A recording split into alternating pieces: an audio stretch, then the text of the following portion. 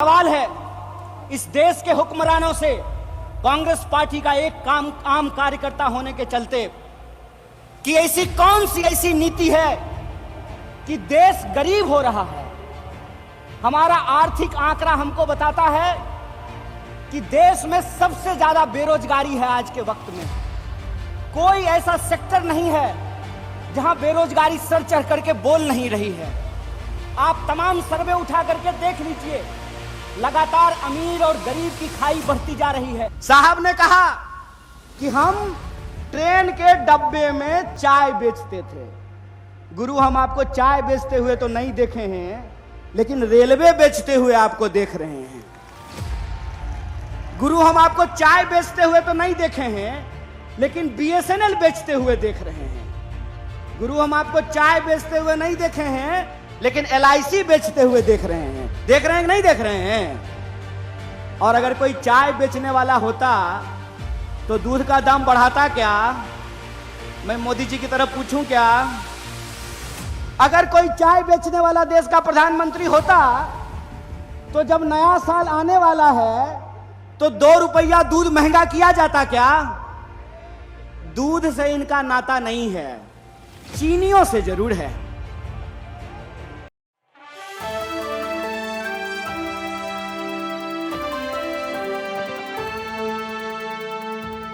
नहीं देखे हैं, लेकिन रेलवे बेचते हुए आपको देख रहे हैं।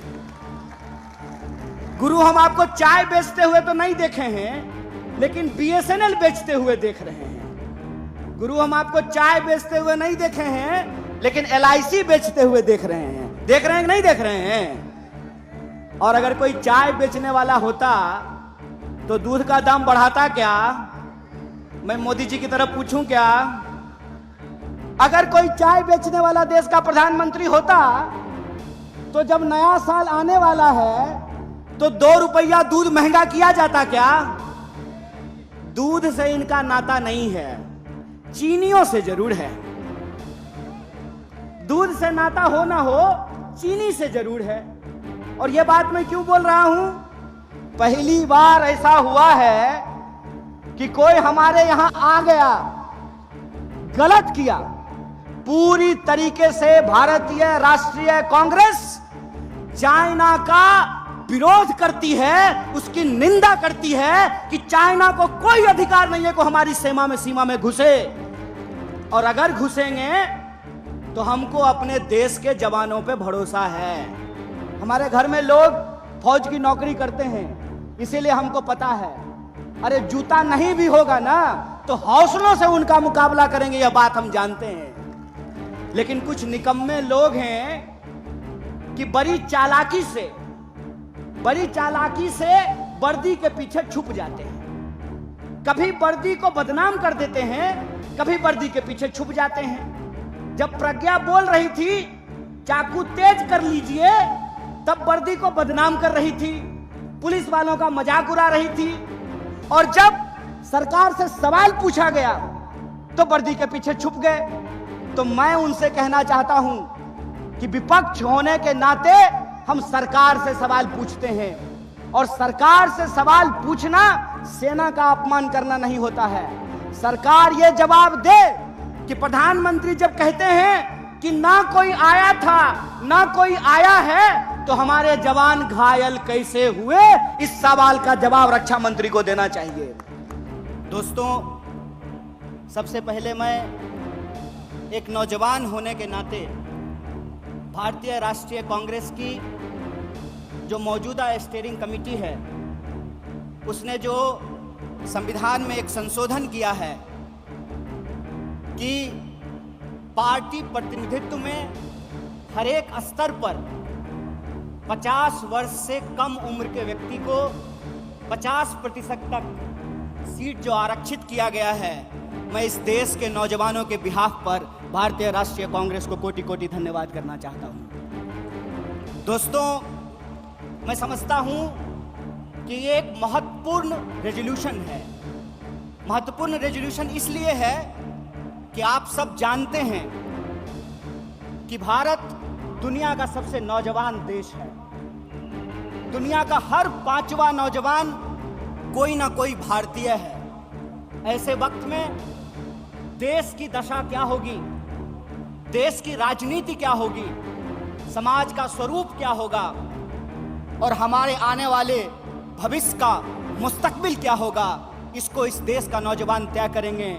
कांग्रेस पार्टी ने इस बदलाव को महसूस किया है, उसके लिए हम अपने वरिष्ठ नेतृत्व को बहुत बहुत धन्यवाद देना चाहते हैं। दोस्तों, आज जब रायपुर में देश की सबसे पुरानी पार्टी उसका 50वां महाधिवेशन हो रहा है, तो हमारे सामने कुछ महत्वपूर्ण सवाल हैं और उन्हीं महत्वपूर्ण सवालों पर चर्चा करने के लिए यह हमारा डिस्कशन हो रहा है, यह प्लेनरी सेशन हो रहा है।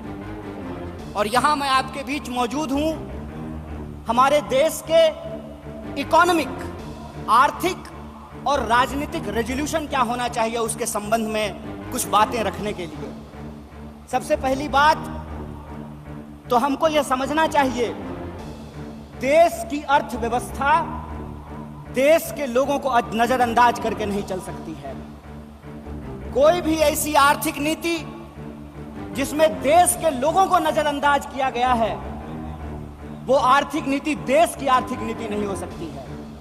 और आज हम जिस मोड़ पर खड़े हैं, हम देख रहे हैं कि नारा देश का लगाया जाता है, नाम देश का लिया जाता है और तिजोरियां दोस्त की भरी जाती है। ऐसी आर्थिक नीतियां आज इस देश के अंदर लाई जा रही है। मेरा एक सीधा सवाल है इस देश के हुक्मरानों से, कांग्रेस पार्टी का एक आम कार्यकर्ता होने के चलते, कि ऐसी कौन सी ऐसी नीति है कि देश गरीब हो रहा है। हमारा आर्थिक आंकड़ा हमको बताता है कि देश में सबसे ज्यादा बेरोजगारी है आज के वक्त में।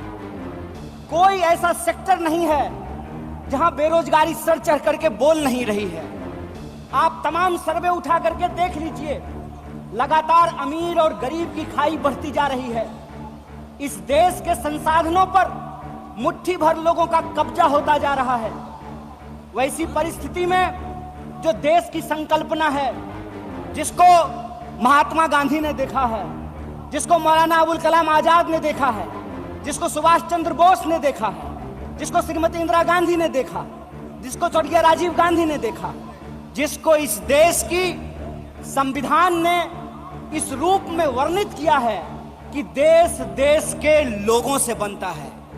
जब देश देश के लोगों से बनता है तो आप मुझे बताइए कि देश कैसे गरीब हो रहा है और देश के दो चार पूंजीपति कैसे अमीर हो रहे हैं। यह कौन सी ऐसी जादू की छड़ी है जो मौजूदा सरकार चला रही है।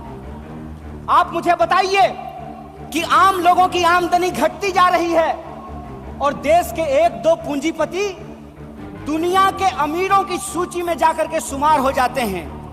मैं यहां यह बात स्पष्ट कर देना चाहता हूं, हमारी पार्टी अमीरों के खिलाफ नहीं है, हमारी पार्टी पूंजीपतियों के खिलाफ नहीं है, हमारी पार्टी उद्योग धंधों के खिलाफ नहीं है, हमारी पार्टी उद्योगपतियों के खिलाफ नहीं है। लेकिन हम ऐसा देश नहीं चाहते हैं जहां आम लोगों के पास रोटी नहीं हो और प्रधानमंत्री के पास चलने के लिए 8,500 करोड़ का विमान हो।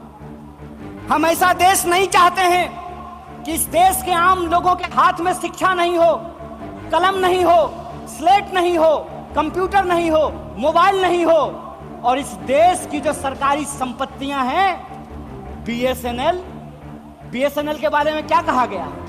बीएसएनएल के बारे में कहा गया, बीएसएनएल का मतलब होता है भाई साहब नहीं लगेगा। अरे भाई साहब नहीं लगेगा तो आप मुझे बताइए कि जियो धन धनाधन कैसे करेगा? यह सवाल आज इस देश के सामने खड़ा है। सरकार क्या करेगी? यह सवाल मैं पूछना चाहता हूं इस देश के नीति निर्माताओं से कि अगर एयर इंडिया नहीं होगा, जब देश में नहीं होगा एयर इंडिया, तो आप बताइए क्या करेंगे ज्योतिरादित्य सिंधिया? जब एयर इंडिया नहीं होगा, जब रेलवे नहीं होगा, जब बीएसएनएल नहीं होगा, तो मैं कहता हूं कि इस देश में मंत्री की क्या जरूरत है? जब देश में जनता नहीं होगी तो फिर इस देश में सरकार की क्या जरूरत है? जब देश में स्कूल नहीं होगा, अस्पताल नहीं होंगे, सड़कें नहीं होंगी, तो आप मुझे बताइए कि फिर संसद की क्या जरूरत है? इस देश की जो पूरी की पूरी संकल्पना है उस संकल्पना को आज एक बार फिर से कांग्रेस के राष्ट्रीय महाधिवेशन में पुनर्विचारित करने की जरूरत है। देश का मतलब होता है देश में रहने वाले लोग। डीडी नेशनल पर एक कार्यक्रम आया करता था, नेहरू जी की किताब है discovery of India. Discovery of India के एपिसोड में नेहरू जी आम लोगों से पूछते हैं कि बताइए कौन है भारत माता, किसको भारत माता कहते हैं? भारत माता इस देश में रहने वाले लोग हैं। जब हम भारत माता की जय बोलते हैं तो भारत माता की जय बोलने का मतलब है इस देश के 140 करोड़ लोगों की जय। और 140 करोड़ लोगों की जय का मतलब है कि 140 करोड़ लोगों के हाथ में पढ़ाई हो, 140 करोड़ लोगों के हाथ में काम हो, 140 करोड़ लोगों के लिए रोजगार की व्यवस्था हो, 140 करोड़ लोगों के लिए इलाज की व्यवस्था हो, 140 करोड़ लोगों के लिए चलने के लिए सड़कें हो, गाड़ियां हो, रेलवे हो, हवाई जहाज हो। और आपने देखा कि देश में कुछ लोग लोकतंत्र को अपनी बपौती समझ लिए हैं। अभी जब मैं हवाई जहाज की बात कर रहा था तो मुझे दिल्ली एयरपोर्ट याद आ गया। दिल्ली एयरपोर्ट पे भारी जो है सिक्योरिटी फोर्स आई थी हमारे एक नेता को गिरफ्तार करने के लिए। तो मैं दिल्ली में बैठे हुए हुक्मरानों को इस महाधिवेशन के माध्यम से कहना चाहता हूं, आपको मालूम नहीं है भारतीय राष्ट्रीय कांग्रेस का इतिहास। आपके पुरखों ने जिन अंग्रेजों की चापलूसी की थी उन अंग्रेजों से लड़ करके हमने इस देश को आजादी दिलाई। इस बात को याद रखिएगा। ना आपके जेल से डरेंगे, ना आपके मुकदमे से डरेंगे, ना आपकी लाठियों से डरेंगे, ना आपकी गोलियों से डरेंगे। भारतीय राष्ट्रीय कांग्रेस इस देश की पार्टी है और इस देश के हकूक के लिए लड़ती रहेगी। इस बात को याद रखिएगा। और आज के समय में जो आर्थिक लूट की नीतियां चल रही हैं कि प्राइवेटाइजेशन ऑफ प्रॉफिट और सोशलाइजेशन ऑफ लॉस, फायदा होगा तो अदानी का और नुकसान होगा तो LIC का, ये हम नहीं चलने देंगे। इस बात को आप याद रखिएगा। फायदा होगा तो प्रधानमंत्री जी के दोस्त का और नुकसान होगा तो इस देश के आम लोगों का पैसा जो SBI में पड़ा हुआ है उसका, ये हम नहीं चलने देंगे। इस बात को याद रखिएगा। इसीलिए हमारा पॉलिटिकल और इकोनॉमिक रेजोल्यूशन ये है कि भारतीय राष्ट्रीय कांग्रेस इंडियन कॉन्स्टिट्यूशन का सेफ गार्ड है। हम इंडियन कॉन्स्टिट्यूशन के पहरेदार हैं, हम इंडियन कॉन्स्टिट्यूशन के असली चौकीदार हैं। इस बात को याद रखिएगा। और इंडियन कॉन्स्टिट्यूशन इस बात को रिजॉल्व करता है, we the people of India. और यह जो we the people of India है, इसमें इस देश में रहने वाले वो तमाम लोग, चाहे हिंदू हो, मुसलमान हो, सिख हो, ईसाई हो, जैन हो, पारसी हो, बुद्धिस्ट हो या वैसे भी लोग जो किसी धर्म को नहीं मानते हैं, वो सब भारत के लोग हैं। और उनके हकूक के लिए, उनके अधिकार के लिए, कल्याणकारी राज्य की अवधारणा को बचाए रखने के लिए भारतीय राष्ट्रीय कांग्रेस संघर्ष करेगी। और यही जो पॉलिटिकल रेजोल्यूशन है कि हम देश के लोगों के बुनियादी सवालों के लिए, रोजी रोटी, कपड़ा, मकान, शिक्षा, स्वास्थ्य, सड़क, बिजली, पानी और इस देश के संविधान के लिए संघर्ष करते रहेंगे। इसी आशा और उम्मीद के साथ आप तमाम सम्मानित मंच और आप तमाम प्रतिनिधियों का एक बार पुनः स्वागत करते अपनी बात को खत्म करूंगा। शुक्रिया। इनकलाब जिंदाबाद। जय हिंद, जय भारत, जय कांग्रेस।